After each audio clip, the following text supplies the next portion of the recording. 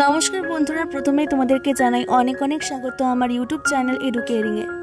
আজকে আমি তোমাদের সাথে শেয়ার করে নেব কিভাবে তোমরা বাড়ি নির্মাণের জন্য বিদ্যুতের খুঁটি অন্যত্র স্থাপনের জন্য আবেদন লিখবে। প্রথমেই লিখতে হবে প্রতি মাননীয় স্টেশন ডাইরেক্টর, তারপরে বিদ্যুৎ সরবরাহ অফিসের নাম এবং বিদ্যুৎ সরবরাহ অফিসের ঠিকানা। বিষয় হচ্ছে বাড়ি নির্মাণের জন্য বিদ্যুতের খুঁটি অন্যত্র স্থাপনের জন্য আবেদন।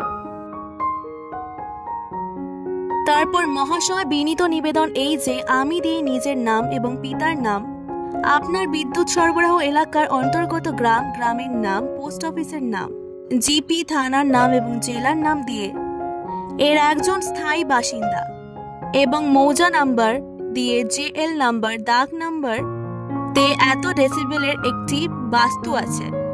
বর্তমানে উক্ত বাস্তুতে আমি একটি বসত বাড়ি নির্মাণ করতে ইচ্ছুক, কিন্তু উক্ত বাস্তুর উপর দিয়ে বিদ্যুতের লাইন আছে, সেজন্য উক্ত বিদ্যুৎ লাইনের খুঁটিটিকে পাশের ফাঁকা জায়গায় স্থানান্তরিত করিলে আমার বাড়ি নির্মাণে সমস্যা থাকিবে না।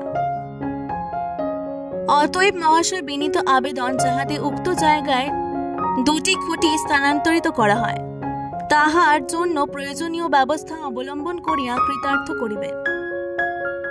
ধন্যবাদান্তে নিবেদন ইতি বিনীত নিজের নাম, আবেদনকারীর স্বাক্ষর এবং মোবাইল নাম্বার এবং বাঁ দিকের স্থান এবং তারিখ।